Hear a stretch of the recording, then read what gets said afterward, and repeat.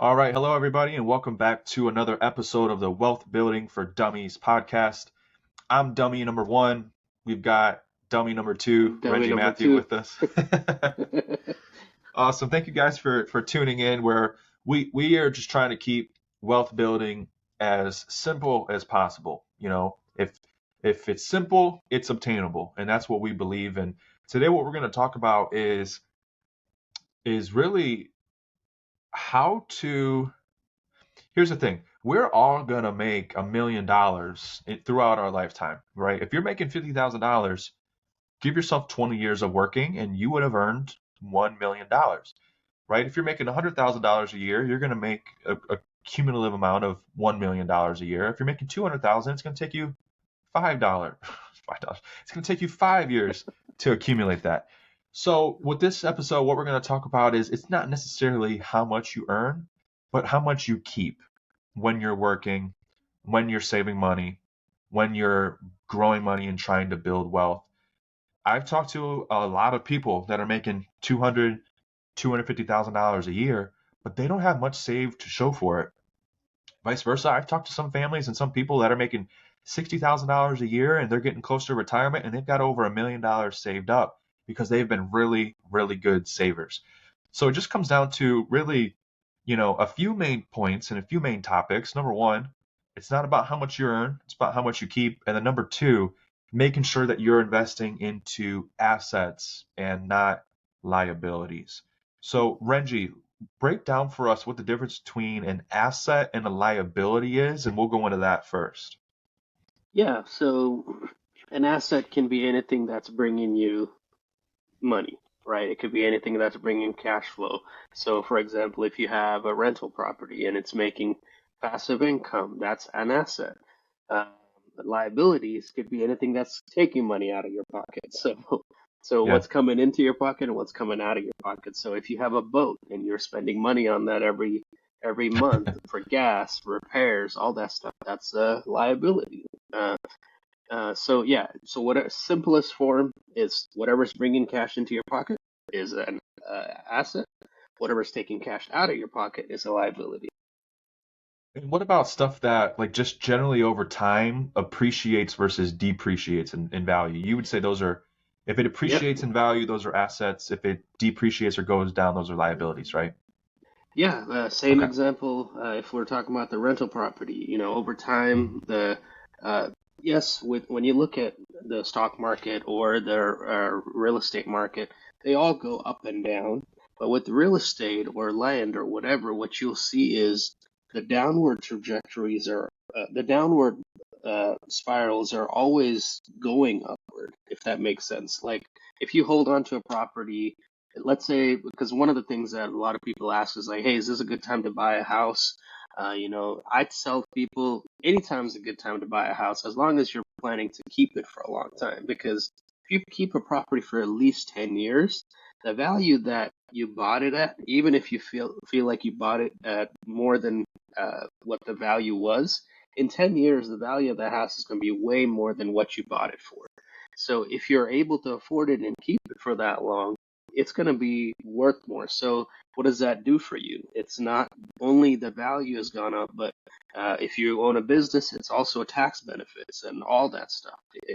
And then with liabilities, though, same example, going back to the boat, the value of that boat will only go down as the years go on, just like a car. Buying a car, just getting off the lot, that value goes down. If you take it right back, they're not going to give you the same price you bought it for. Yeah. So it's the same thing, right? So, but yeah, yeah. So value or the value of it, it's going to go down. So it's going to be more of a liability even down the road too. Yeah, absolutely. And so that's the difference between assets and liabilities. And then when it comes to how much you keep, Mhm. regardless of whatever your income is, general rule of thumb is that you should be saving 15 to 20% of your money for future you. Start with building up your emergency fund. Once you've got that, then you can start investing the money and growing it. Hmm. And, if you're not saving 15 to 20% right now, that might sound like a lot of money. But the key is just to build the habits of starting to save something. Even if it's $5 a week, if that's where you have to start, or if it's, $100 a month, start there and then generally increase it over time. Learn that you don't need to live, you don't need that $100 to, afford your lifestyle. And, start building your savings up from there, where eventually you get to a point where you're able to save 15 to 20% of your income. And so that's what the best savers and the people that that set themselves up for retirement the best do. They've learned how to save. And that comes from minimizing their expenses, and or increasing their income. As simple as it gets. There's only two things that we could do to improve our cash flow or to give us the ability to save 15 to 20% if you can't do it in this given moment. You can cut your expenses, eliminate some of the things that maybe you do not need. Or the alternative is, let's go out and increase your income. Maybe start a side hustle, start a business, maybe do Uber on the side if you have to or if you want to. There's other ways to make money, or ask for a raise. If you've been at an employer for 2, 3, 5, 10+ years, you feel like you're providing value to the company. You feel that as if you're not getting paid enough for the value that you bring to the company, you have a valid reason to ask for a raise. And guess what? The answer is always no unless you ask. So it doesn't hurt to ask for one, or ask for additional benefits from your company or from your employer. So those are just some different areas to help you keep more of your money. Um, Renji, any other insights or thoughts on that? Yeah, going along with what you were saying, Kyle, asking for a raise, especially if you feel like you've been providing value. On the other hand, if you've been just showing up to work just to show up and not doing the work and all that stuff, you can't complain about where you're at. That's your own actions, right? Yeah. So, but if you've been a good employee or whatever, if you're just hanging around the boss, you will make some kind of raise, and like Kyle said, if you don't ask, it's always going to be no. And also on the other hand too, like you could also go, like Kyle said, you could start a side hustle, or you could learn a new skill to make yourself more valuable to whatever that's needed in the market, right? That's how a lot of businesses start. And then going back to keeping more of your money, that's another way to keep more of your money is if you have a business. There's a lot of tax loopholes, and it's not really loopholes; it's tax codes. If you use them the right way, you get to keep more of your money.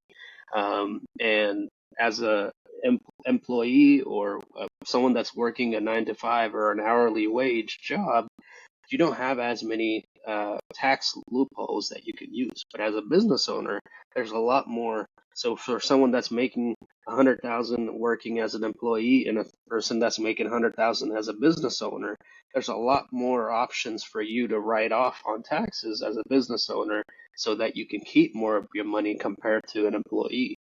So that's something to think about too. If you've ever thought about starting a side hustle, or if you have a skill that you've seen that you do way better than other people do, or that no one else can do, hey, that might be a good time to start something with that. Because you can always, yes, starting anything is going to be hard, but if you keep it up and learn what you need to learn and make yourself better, you're going to provide some kind of value that people can't live without. So that's going to cause you to have more of an income. And at first, it might not be a lot, but if you keep getting better at it, and if you keep looking for opportunities, find that you might be able to replace what you're making and more. And in that case, you can also keep more of what you're making because now you're a business owner. So I know I 100%. went off on a different tangent there, but No, that's keeping okay. more of your money. Absolutely. And it brings up a good point. Like, especially if you're struggling with money or you're struggling to save, you know, I was in a position 5, 6 years ago where I found myself like at the limit of what my capacity was for the amount of income I could earn in the job I was in, the position I was in. I learned about business, saw business, and I realized you can take a business and you can scale it to where there's almost no limits on your income. And Mm, that's a much better vehicle to be in than if you're in a job where you feel trapped and you've only got, a certain income limit that you can reach or you can get to. So mm, starting a side hustle, maybe trying out a few different things just to see what clicks, what you like, what you enjoy, what your passion is, and then how you can turn your passion into a business is a mm. great idea. And yeah, Yeah, also when you're starting that business, you can write off some of your expenses, which will help you keep more of your income. yeah. That's kind of one of the superpowers of starting a business, especially if you're still an employee, is being able to Mm, deduct some of your income for a business that you're starting or that you want to start. mm. So that was yeah, no, that was a good tangent you went on. I like it. Yeah. And more Anything on else that too. you wanna add to today's show? Yeah. And more ongoing to starting a business too. I know this was true of me, and I know a lot of people that get into it. It's having the belief in yourself. We've talked about belief before. It's going to be hard to believe in something if you haven't seen it done, right? But you got to believe that it can be successful and test it out. Try, yeah, you might fail, but it's only a failure if you didn't learn something from it. If you take a lesson from it, it's not a failure. You could use that lesson now and go start something else. And Yeah, if you learn something from it, the next lesson won't be as big of a failure if it fails, right? You always want to absolutely. learn something from your failures, otherwise, it truly is a failure. And there's people out there that might be doing the same thing. If there isn't, then yeah, you're going to have a little bit more of a harder time. But have believe in yourself, work hard at it. If you're not working hard at it and you're not going at it to take the actions that you need to take, then it's not going to succeed, right? Absolutely. Awesome. So don't forget, it's not how much you earn, but it's how much you keep. And I promise you, you guys will not be mad at us if you save too much money or if you invest too much money for your future. I've never met somebody that says I have saved too much money and I'm upset. So keep that in mind. Thank you guys for tuning in to the Wealth Building for Dummies podcast. Make sure to subscribe, leave us a like, leave us a review, and share this episode with your fellow friends and other people that think that they could um, use the information that we're talking about and help them improve their lives, especially when it comes to their finances. Well, thank you guys for tuning in and hope you have a great rest of your day. See you guys.